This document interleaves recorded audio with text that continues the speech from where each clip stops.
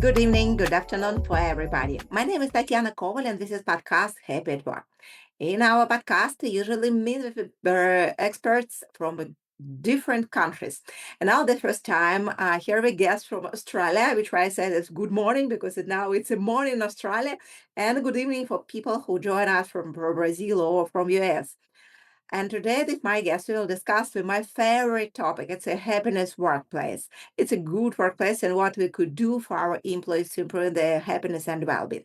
So my guest today is Kat Page. Hi, Kat. Hi, thanks so much for having me. Again, thanks for joining us. And before we start in our conversation, I want to ask you, could you make a short self-presentation for the people who maybe see you first time and who are absolutely sure later decided to follow you on LinkedIn and maybe any other channels? Wonderful. Hi, everyone. So nice to meet you all. My name is Kat Page. As Tatiana mentioned, I'm an organizational psychologist in Australia. I've been working in the space, in this space for essentially 20 years now, starting in 2005 when I was first interested in defining what it means to be well at work. And I've spent my career really looking at the connection between work and mental health. So I've looked at it both as an academic in the first chapter of my life, and then later working in large corporates and consultancies. And then most recently, I've written this book, Good Work, which was really bringing together those 2 decades of research into what I hope is a really practical guide and blueprint to help people to create a better world of work. Kat, my first question is based on your book. It's about good work. What does Mm. it mean, good work? So good work is essentially what it sounds like. And I deliberately made it sound really simple and tangible. So good work is good. That's good for us. Good for us in terms of our mental health and our well-being, but also good for us in terms of our performance. So it really is the idea that work, when we design and lead it well, when it is good work, can be is a really critical social determinant of health. I know what you have your own framework. How could we define on the different levels? Could you please explain a little bit more about this framework? I'm sure that it could be very, very interesting for all our viewers. Sure. So, I mean, there are 2 frameworks in the book, but so one of them is the 6 C's, which I talk about to help people to understand what good work is, and then I have another framework, which is really an organizing mechanism for the book, if you like, which is taking readers on a journey from me to we to us. To give you a bit of context about why I did that, like for me, I know the most important components really are the system components. But I wanted to recognize that people who pick up this book, they may be leaders, they may not be, but they are humans first. And I wanted this book to start with and really meet those people where they are at. So I wanted to have some things in there, some of the science and the practice around what people can do for their own well-being, which is what me is all about.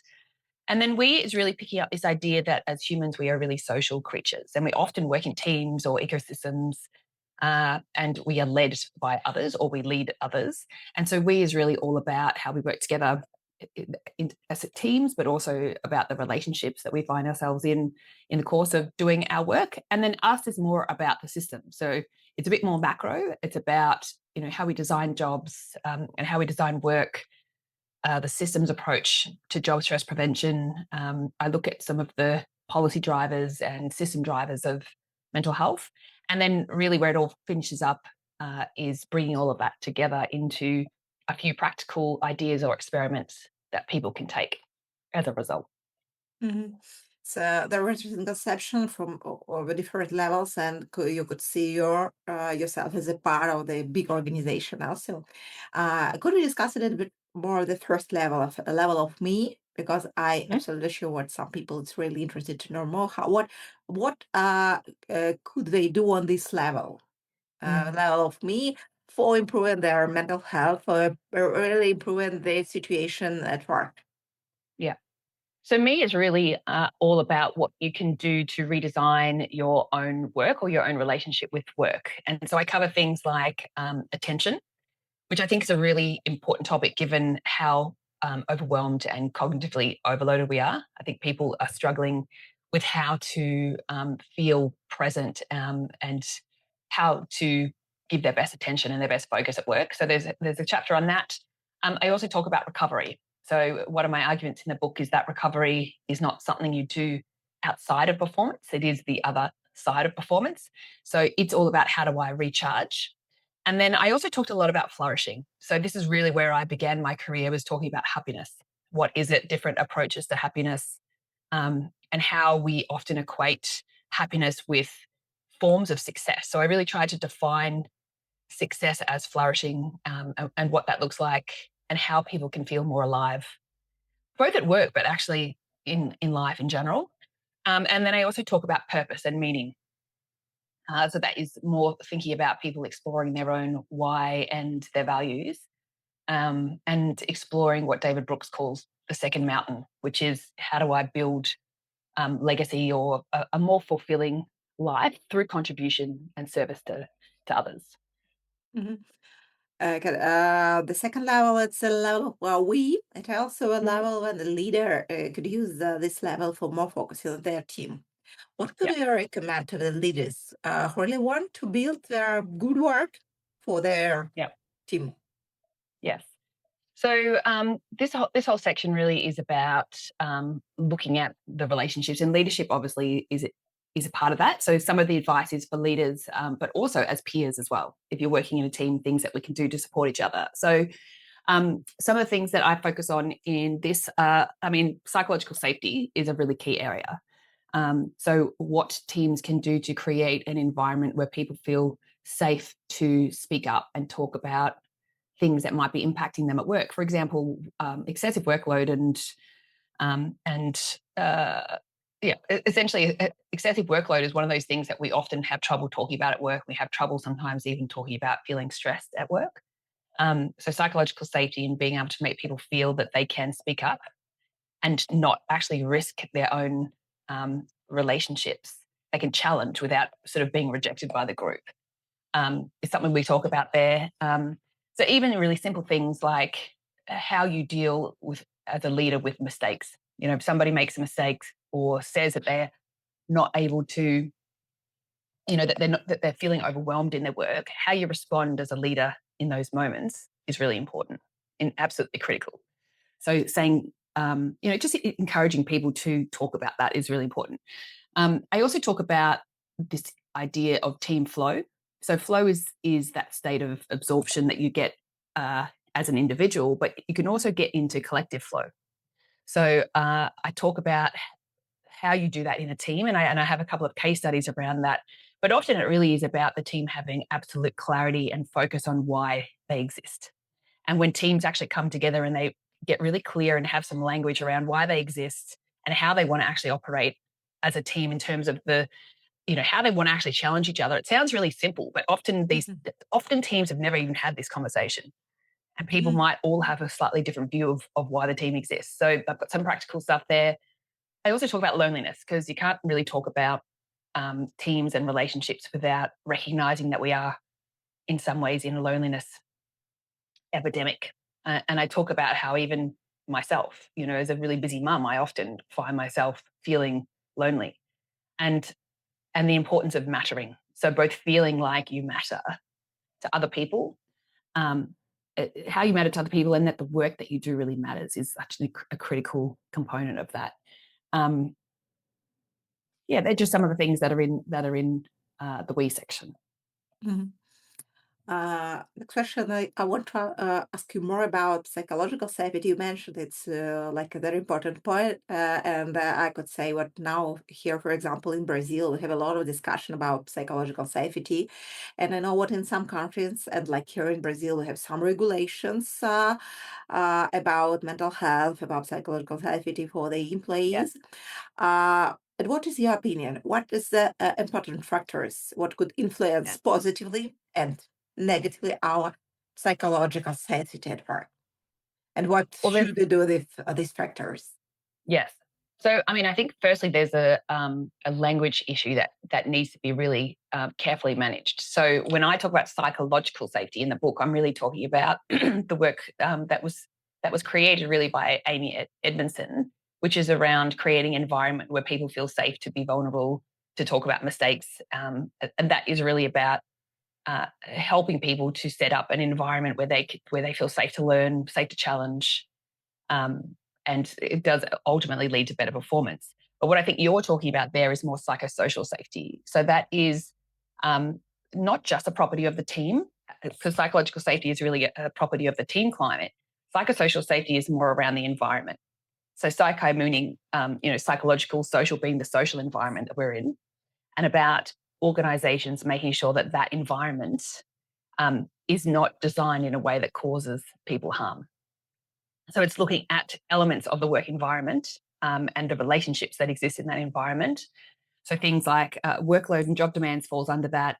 Not having enough control over work is a risk factor. So high control is a positive thing. Poorly managed change, harassment and bullying, they're all things that fall under that.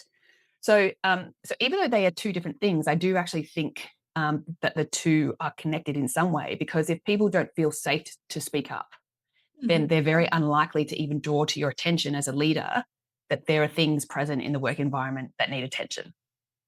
So I can think of many examples of people in what could it be defined as a toxic workplace, where everybody is aware of the issues, but nobody feels safe to talk to their leader about it. And in fact, actually, the leader could be part of the problem, or they might have raised things in the past and felt that has not been dealt with, or that nobody really cares. And so they start to switch off and become quite cynical, because cynicism is really about losing hope that something good will happen as a result. That positive expectation that things will get better, and having a sense of agency around and a pathway towards that.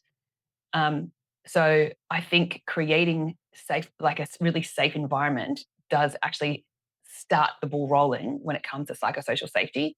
But then beyond that, I think it is about people having a really clear language around how we talk about these things at work, because we know that there is a stigma associated with stress at work, in the same way that there's a stigma around mental health problems.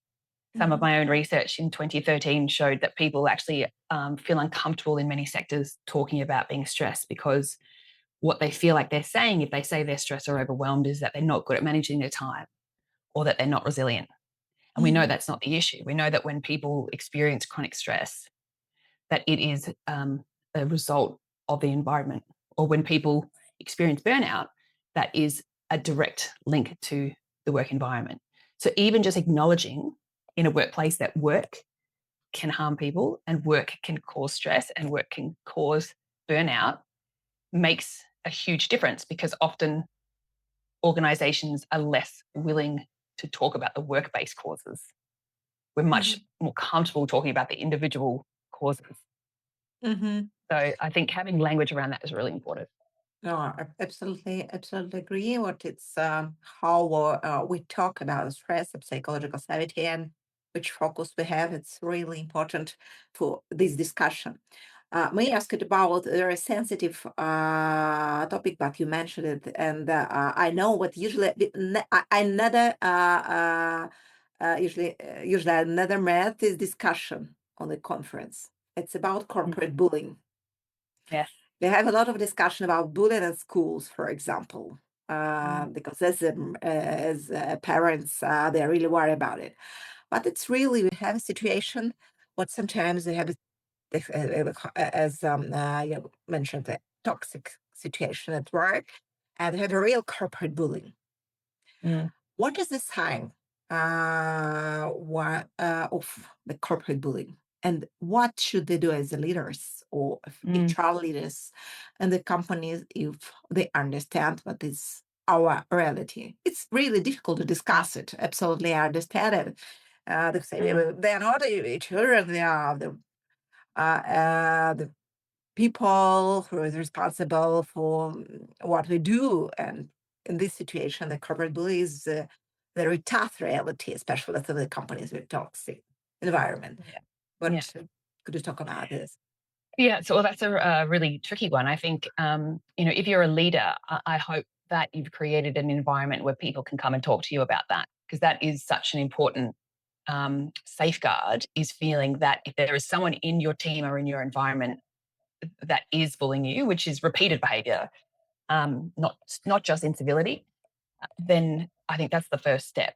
But oftentimes, as I mentioned before, if there isn't psychological safety, people won't necessarily feel comfortable speaking up about it. So I think what you would tend to see is often high turnover rates, because when people don't actually feel like there's anything that can be done, then they won't necessarily stay around the environment. Or you might see unplanned leave.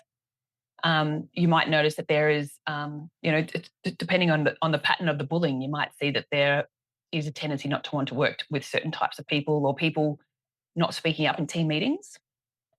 So I've actually worked with some organisations where bullying has been going on for years, but because it's been a repeated pattern, people start to, in some scenarios, get this learned helplessness. Like nobody says anything. People have seen this behavior in meetings, for example, and nobody has said anything, or they might have reported it, but nothing has actually happened. So they almost start to, in some cases, just become quite helpless and feel quite helpless. But you would definitely see in those meetings a much quieter environment, people just agreeing, not speaking up, not talking about what really matters. Probably just that lack of safety would be one of those signs. But yeah, also unplanned leave, and also turnover would be some signs at a more macro level that something might be going on. But it can sometimes be quite insidious, like surprisingly so, where you can find a pattern of repeated and prolonged exposure to bullying, and you wonder how it's been going on so long. But that is something that bullies sometimes are able to create, is an environment where people are really scared to tell anyone what is happening. Okay, my next question is about mistakes. You mentioned it's a very important part of for psychological safety to speak loudly and pay attention to mistakes the appropriate way for not to create damage for the person who made the mistakes. And my questions for Mm. you: what could and should we do as an organization for creating the atmosphere where, from one side, we could speak about the mistakes and don't let our employees to avoid the mistakes and just keep themselves in the comfort zone. And from other side, there are a lot of perfectionists at Mm. work now, especially in a big organization. I met a lot of perfectionists, and we are really worried about all the mistakes, not only by people, other people tell them about this, Mm. but also because they are perfectionists. So it's about your self-understanding of mistakes. It's also about culture of discussing these mistakes with leaders, with colleagues. What is the right balance between these two sides? From one Mm. side, to have a, I think to be a perfectionist, it's difficult, but another way, a lot of organization expect it from the Yeah. employees because it's is about a competitive advantage, for example. Mm. The other Yeah. sides are we need to talk about mistakes. We should let people to make these mistakes. What Mm. could you recommend where companies and leaders could find this balance? Yeah. Well, I've worked in lots of those organizations myself, because I often describe myself as a recovering perfectionist. A lot of high achieving men and women who work in large corporates are attracted to those large corporates because they are quite, they have really high standards for themselves. Sometimes, as in my case, unrelenting standards can sometimes be present. But I would say one thing not to do is, or that's not necessarily effective, is simply saying to people, it's okay to make mistakes. So a verbal direction like that in an organization is going to be, somewhat helpful. But really what people are watching is what happens when people do make mistakes. And that's going to be a much louder signal than your manager simply saying that it's okay to make a mistake. Because what I do see in a lot of the corporate cultures that I work in, because I work in really large, successful, ASX listed type companies, is there often will be a dominant story or a dominant narrative or a dominant logic, if you like, that sits in the organization, which is, when work goes to the next level up for approval, it needs to be perfect in some degree. So there is a lot of that perfectionism that's kind of baked into the system. Like we need to have a 40-page slide pack. All of the headlines need to be the same font, same color, same size. Everything needs to be really perfect before sometimes people will even review it. So professional services is often like that. You see that in a lot of organization. There is that kind of under the surface, there is this expectation that when things get reviewed, it has to be perfect. And then you see new people joining organizations who they can feel that quite quickly. So even if they themselves are not a perfectionist, we are ultimately social creatures and we will look to others to signal how to adapt our behavior to fit into an organization. And you often see people struggling when they come into organization and they can feel that. And very quickly, actually, they adopt those rules. So I think it's about thinking about how do we respond to mistakes or failure or new ideas that feel a bit risky.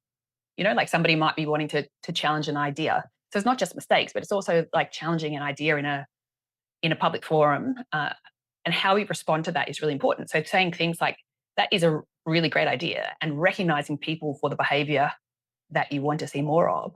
Or like, I'm so glad that this error came to the surface so quickly and that it came to our attention so quickly, like, well done, as opposed to, that was really great that you did that, but here are all the things you could do better next time. Like we spend often, a couple of seconds saying that's great that you tried something, but then we spend, half an hour telling you all the ways in which it could be better and different.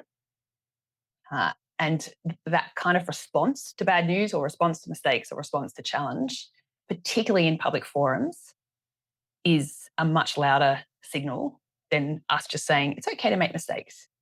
So it's behavior, and that behavior being congruent with the verbal direction you're giving is so important, particularly the behavior of senior leaders as well.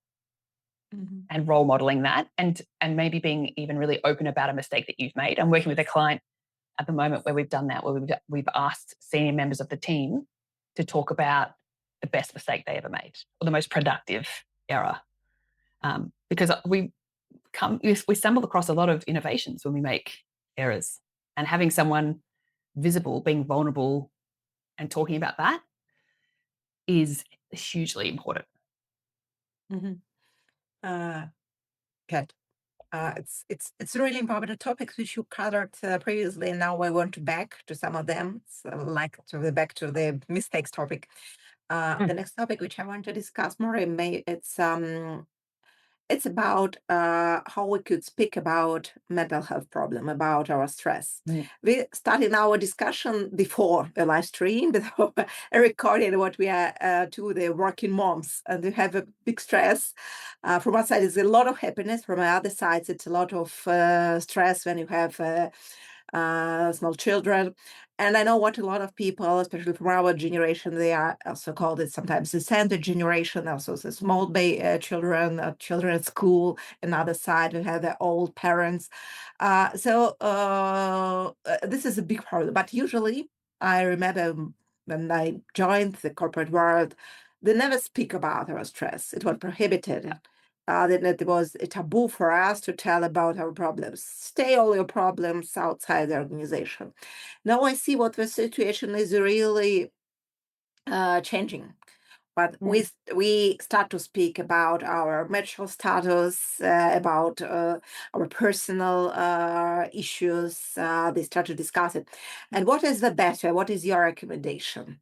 How a company, how a leader could start to talk about these sensitive issues, because for the people, because absolutely sure that these issues have impact on employee productivity, creativity, engagement, and so on. But it's sometimes it's difficult to start to talk about it, and what could leaders do for the employees, what company could do for employees for starting this conversation, for helping employees.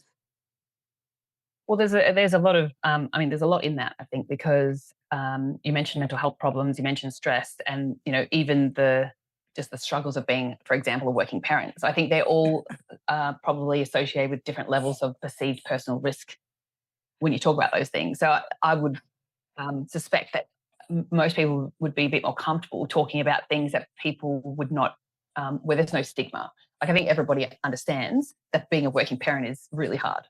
Like I would almost say this phase of my life is the hardest phase I've ever really lived through, because I'm more senior than I have been before, and then raising two kids under 6, it's incredibly challenging, and you don't really have time to switch off. So I think because a lot of people relate to that experience, there is a lot of comfort in workplaces around that, and it's so great that that we now have created spaces where people can do that. I think it becomes more challenging to talk about mental health problems and stress. So as I mentioned before, even talking about stress can often be something people are uncomfortable with, because uh, we don't want to be labeled as not being resilient. Like nobody wants that language, and that language still does get used a lot. Like, oh, that person just needs more to be more resilient, or um, more confident is another thing you often hear, particularly to women, about women. And then talking about things like depression and anxiety, like much harder. So I'd say, firstly there is sort of a gradient there. But in terms of coming back to your question around what a leader can do, I do think there's probably two things. One is, I think leaders making space for those kind of conversations. So even in your one-on-ones with your teams, I see a lot of leaders going straight to work. Like, all right, what's going on at work? And let's like talk about it in almost a very like working through a task list or a to-do list. Um, in contrast to leaders creating space by saying like, oh, how are you as a person? And actually devoting time in a meeting, like a significant proportion of time, like 15 minutes, say, to talking about how are you as a human being first. Because what's happening there is symbolically you're devoting time to that topic, which signals that it's important. And that's not just warm up or sort of small talk. It's actually B talk. It's real talk. And then after talking to people about how are you as a human being and letting whatever comes up there come up, to then talk to the work component, because sometimes they're connected, and you're just making space for that connection to surface. And then the third question being, how can I help? What do you need from me? And that could be about either the personal stuff or the work stuff. So I think that's one really important thing. I've also personally always really appreciated having a manager who would talk to me about some of the things that are going on for them. Now, of course, there's a fine line, because as a manager, what you don't want to do is to jump in with all the similar things that are happening to you as soon as an employee raises an issue. If an employee raises an issue, your job is just to listen. But having some selected sharing of your own challenges is really important, because it normalizes that we're all human and gives people permission to be human. Mhm. Kat, I have the last two questions because time is coming so fast. Uh, my next question is about loneliness. You said it's Loneliness. now that, and now what you said, what we have a real tough situation, and I remember we discussed also in our podcast of Tracy Bro, where we discuss social connection and why now we start to focus on it, because it's really Mm. difficult situation for different people. And from this perspective, what company, what leaders could do, maybe people also were for their levels could do for changing this situation? Because I think it's one of the way for improving your life, for achieving Yeah. more happiness and well-being in your life. Yeah, absolutely. One of the biggest drivers of happiness, as you would know from longitudinal studies, is the quality of people's relationships. So, firstly, maybe we start with what loneliness actually is defined as. Because loneliness is really about when there is a gap between the level of connection that you desire and the level of connection that you actually have. And it's less about just having people around and more about whether you feel that the people around you see you, like actually see you as a human being. And I think a lot of us feel that that is missing at the moment, for many reasons, because we're busy. So I think just not having enough time to to prioritize our social connection. But work in this scenario is often the one real community that we have. For a lot of people, it's their only community, but it's certainly a really important community. So investing time in those relationships is really important. Um, in terms of what you can do, if someone is feeling lonely, I mean, I think really prioritizing those social connection meetings. So a lot of what a manager does really is about creating the routines and the rituals for teams. So setting up even just weekly meetings where the purpose really is just around connection. So I work for a company called By Many, which does this incredibly well. So on a Monday morning, we have time where we get together for an hour every single week, and we call it Grace. And the idea is that we all just come together and we all just talk about, how last week was for us, what we did over the weekend, and what's coming up for the week ahead, and what help we might need from the group. And we all do that. And there's just, it's just nice to know what's going on in people's lives, what people need, because what people need sort of changes over time. Like sometimes people have capacity, sometimes they don't, sometimes they've got personal things going on, and we just kind of are able to then rally around people.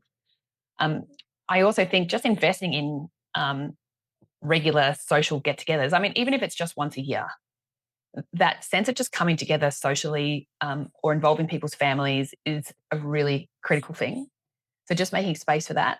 And I think as a leader, the other opportunity you have is to create projects where people work together and getting people to work with people they may not otherwise have the opportunity to work with, encouraging people to go out and seeking their own mentors within an organization so that you don't have to just stick to your own team for a mentor, but actually actively connecting people to people who could become advocates.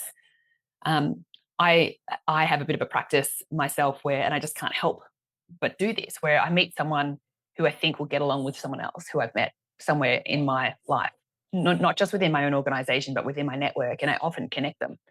So I just go, oh, I just have a feeling you two will get along, or there's something that you're looking for that I think this person could help with. So just helping to make those connections to people in your network, I think these are all things that leaders can do. Mhm. Thanks a lot for so healthy, deep conversation about so important topics. Because I think every topics is a reason for every particular episode. But in the end, I want to ask you: could you make three main tips based on our conversation? Three main tips which you could give to the leaders, to HR person who want to really build organization about which people will set. Good work. Yeah. So I think, firstly, just having a conversation with people and your team around what good work means to them. So I do define good work in the book, obviously, but I actually think what's even more important is teams having that conversation. What does it mean to them? What does it look like when we feel that we have good work? What does it look like when we don't feel like that? And what's sort of getting in the way of that? So I think having that conversation and that shared language is really, really important. I think another thing that's quite important is in organizations today, what I'm noticing is that most teams and organizations I work with have a workload problem and they have a capacity problem.